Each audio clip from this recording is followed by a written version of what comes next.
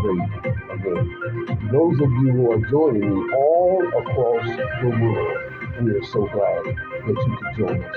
Today in Los Angeles, California, my organization, Green Slate Institute for Justice, that represents 20 million ex-felons here in the United States across every city, every state, every county, and every community in this country. You will find an ex-felon, you'll find someone with a police record. My name is Zip Sistrom. I am also the minister of Grace and Mercy Street Ministry. I am executive director of Green Slate Institute for Justice, and I am the national director for Repair the Black Family here in America. My organization today, we took the bold step of asking President Donald Trump to leave the presidential race and give his vice president the opportunity to begin the process of taking on vice presidential candidate Kamala Harris. Again, my name is Ziv Sistrom, and we've called on, I'll read the statement to you. We've called on President Donald Trump to lead the presidential race. Hello again, everyone. My name is Zip Sistrom. The Green Slate Institute for Justice, representing 20 million ex-felons and individuals with police records across the United States, is calling on President Donald Trump to follow President Biden's example and withdraw from the 2024 presidential election. This step would allow a new generation of leadership, represented by Vice President Kamala Harris and Republican Vice President candidate J.D. Vance, to take the world stage. Those of you who are joining us again, once again, I want to say thank you. My name is Zip Sistrom, and I am the Executive Director of Green Slate Institute for Justice. And today, our organization took the bold step of asking President Donald Trump to step down and advance his vice president as President Biden did with his vice president. My name is Zip Sistrom. We are so glad that you could join us today. We are coming to you live from Los Angeles, California, where today, as the Executive Director of Green Slate Institute for Justice, the 20 million ex-felons here in the United States, we have called on President Donald Trump to leave, to throw in the towel, to leave the presidential race, advance his vice president, just as President Biden did with Kamala Harris. By advancing his vice president, what President Donald Trump would thus do then is give his vice president a leg up and the opportunity to lay out to America what his vision is of how and where this country will be going. Once again, my name is Zip Sistrom.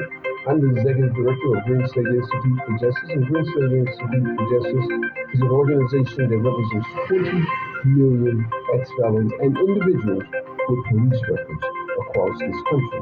It's calling on President Donald Trump to follow President Biden's example and withdraw from the 2024 presidential race. This step would allow a new generation of leadership. This would allow a new generation of leadership, represented by Vice President Kamala Harris and Republican Vice President J.D. Vance, to take the world stage.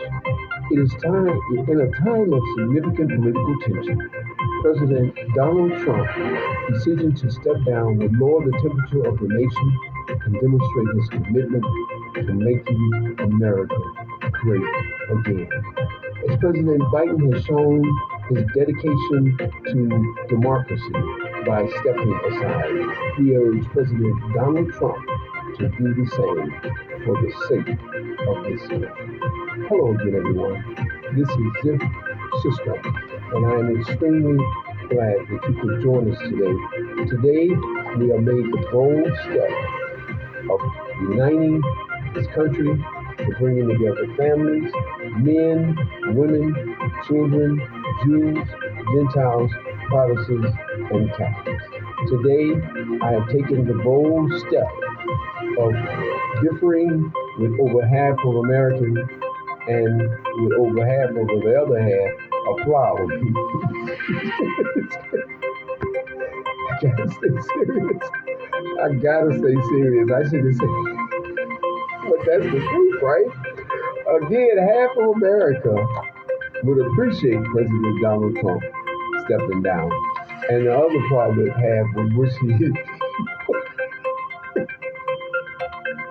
I gotta stay serious, y'all. This is a very I cannot take this very lightly, and I don't want to take this lightly.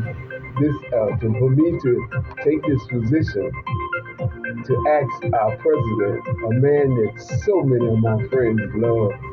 I know one dear friend of mine. She is probably crying right now. I know one friend, and I'm not going to call her name, because she probably did like they did in the old days when Howard Cosell used to come on the air. They would take a brick and throw it at the TV. I know right now there's a lady in Chicago that is probably in tears to hear her dear friend who have sat in her house, in her car, not in her house, in her car, that me and her ate off the same MacArthur half a chicken in her car. I know she is so disappointed to hear me out of my mouth call on her beloved.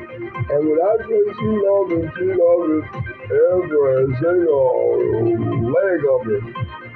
And for her to hear me take this position to ask President Donald Trump to step down to help us make this country great again. There are so many reasons right now that we are asking President Donald Trump to step down. Let me just come off the script for a minute, if you all will allow me to. There's a reason why I personally would like to see President Donald Trump step down.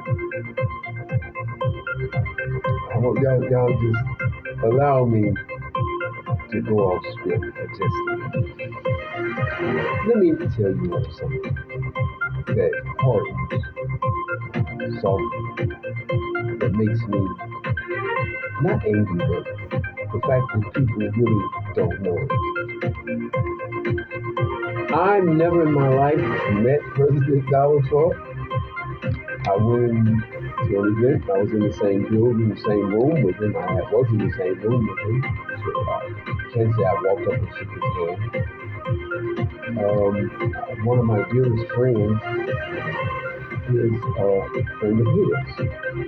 And for me to take this position, to ask a man who over 70, 80 million people have shown that they love him.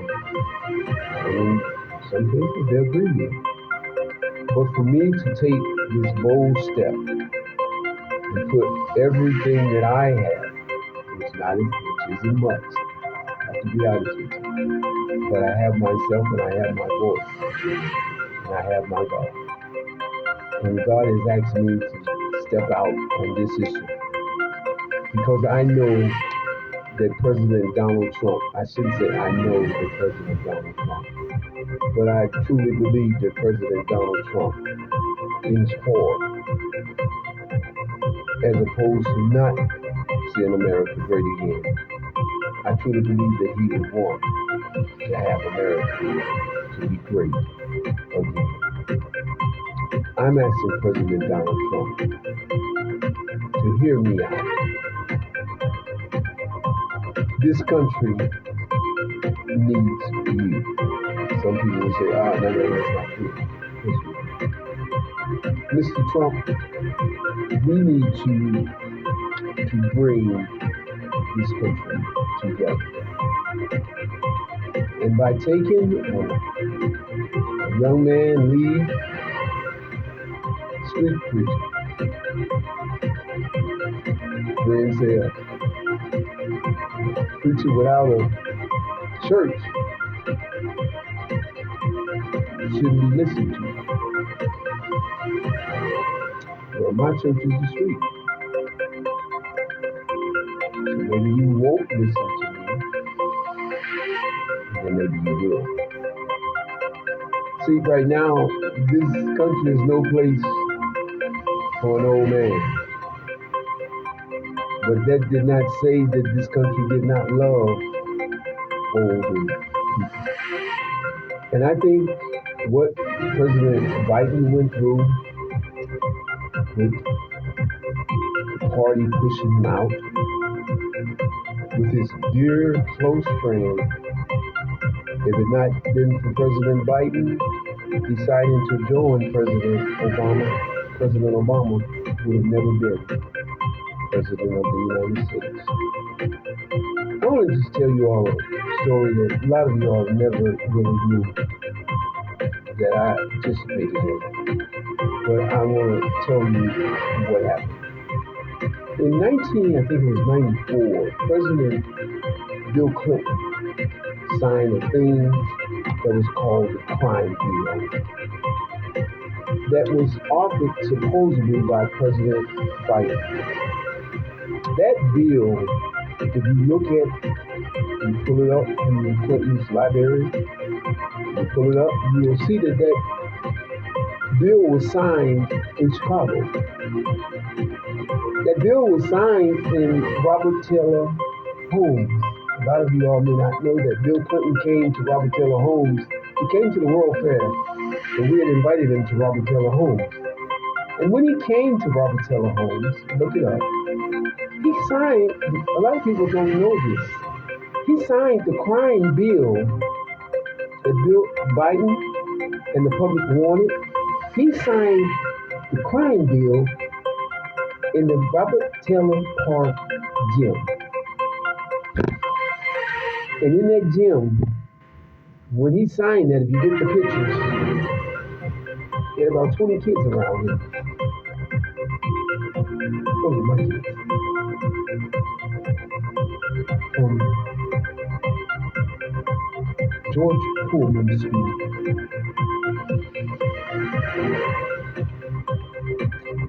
And when he signed the crime bill,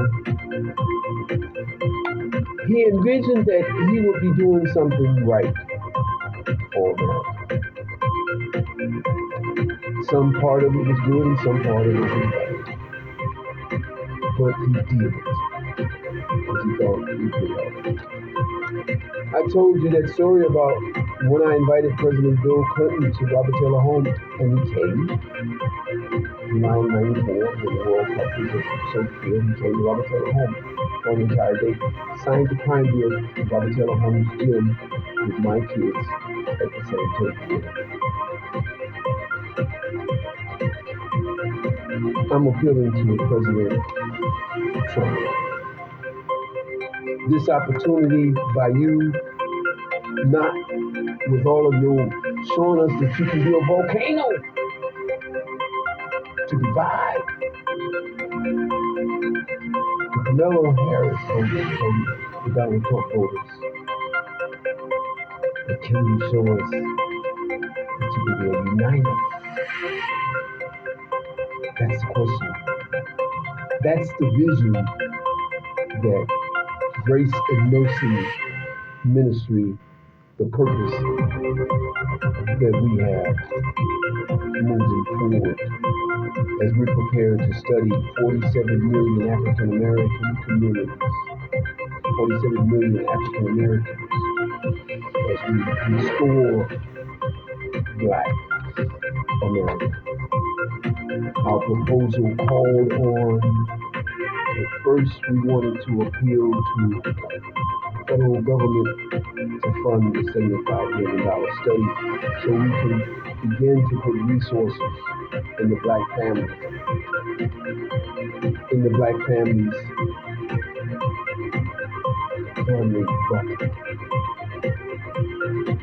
We will move forward with this proposal not to the Republican Party, not to the Democratic Party. We will take our rebuild, restore Black America, corporate America. That way we don't have our lives destroyed. all of the paperwork. Again, it's a $75 million study to study 47 million African Americans. It's on our website. Go back and look at it on Facebook. Once again, I want to thank you all for joining me. My name is Zip Sister, and God knows I love you. I don't even know you.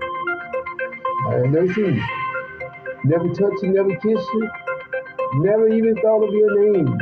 But I would like to know your name. Again, you can reach us at 818-858-7366. My name is Zip Sister, and I thank you all.